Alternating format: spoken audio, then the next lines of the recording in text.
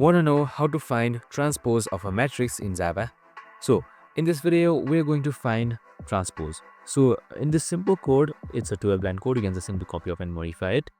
So you need to know that transposing in matrix means flipping rows into columns. For example, our 2 times 2 matrix, that is 1, 2, 3, 4, that we have written right here, we have made it using array, becomes 1, 3 and 2, 4 in Java. So we first create a new matrix for transport, and then we use the nested loops to assign trans j comma I, that is here, that's trans j and I, which equals to matrix I and j. So as you can see right here, finally we print the transpose matrix row by row.